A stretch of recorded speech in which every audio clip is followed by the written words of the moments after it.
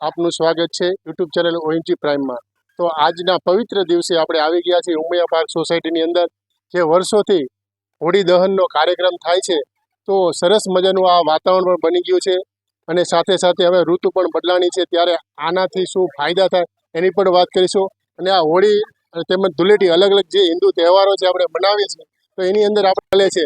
તો સાથે સાથે આપણે વાત કરીશું કે આ હોળીનું શું મહત્વ હોય છે। તો અમારા મોન્ટુભાઈ સાથે।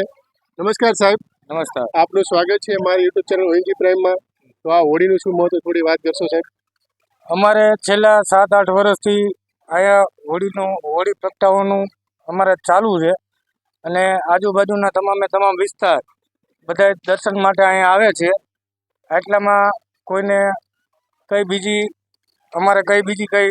તકલીફ ન પડે આજુબાજુવાળાને, એટલે એના માટે થઈને અમે લોકો અહીંયા આયોજન કરવી છીએ અને બધું માતાજીની દયાથી બધું અમારે અહીંયા બધી જે કંઈ હોય બધું સફળતાથી અમારે બધું પૂર્ણ કર્યું। ખૂબ ખૂબ ધન્યવાદ। સાથે પ્રતિભાગ આવે છે જે આ કરતા હોય છે। નમસ્તે।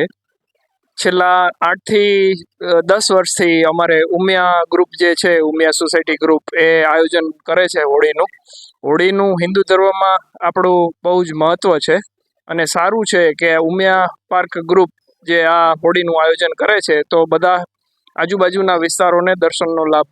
અમારા લીંબડી તાલુકાની અંદર ઉમિયા પાર્ક સોસાયટી છે, એની અંદર છેલ્લા 7-8 વર્ષથી જે હોળીનું આયોજન કરે છે અને વડીલોના આદર અને સલાહ મુજબ આ સોસાયટીના યુવાનો બધા હોળી પ્રગટાવવાનું મહત્વ જાણે છે અને એ પ્રમાણે હોળી પ્રગટાવે છે। અને જેથી કરીને કે અમારે સોસાયટી અને આજુબાજુનો જે કંઈ વિસ્તાર છે એ વિસ્તારના તમામ બહેનો, માતાઓ, વડીલો, બાળકો જે બધા છે એને બીજી જગ્યાએ હોળી પ્રગટાવતા હોય અને ત્યાં જવું ન પડે અને અહીંયા જે હોળીનું આયોજન કરી અને આ બધા શાંત સમીકરણે, એટલે કે વાહનોની કોઈ અગવડતા ન પડે, કોઈ આવા જવાવાળા રહીશો જે છે તમામ ફરતા વિસ્તારના બહેનો અને માતાઓ સલામતી અને સારી રીતે દર્શન કરી શકે એ પ્રમાણે આ બધા ઉમિયા પાર્ક સોસાયટીના વડીલો જે સલાહ આપે છે એ પ્રમાણે જે અહીંયાના યુવાનો છે એ પ્રમાણે કામ કરે છે અને આ રીતે ખુશીથી આનંદ મનાવે છે હોળીનો, કે જે હોળીનું મહત્વ સમજી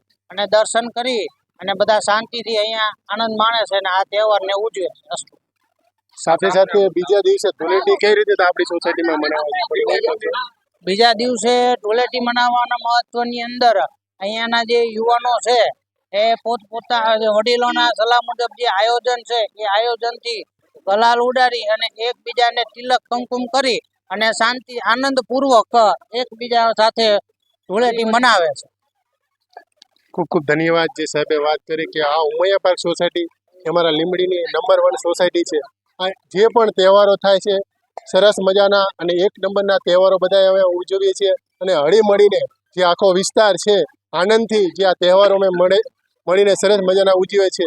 તો આપ સૌને હોળી તેમજ ધૂળેટીની શુભકામના અને આપના જીવનમાં પણ તમારું જીવન રંગમય બને અને તમારા જીવનમાં હંમેશા આનંદ આપે ભગવાનને પ્રાર્થના કરી। આપ જોઈ રહ્યા છો મારી યુટ્યુબ ચેનલ ઓએનજી પ્રાઇમ, તો મારી ચેનલ લાઇક અને સબસ્ક્રાઇબ કરવાનું ભૂલતા નહીં। Thank you. ભારત માતા કી જય। વંદે માતરમ।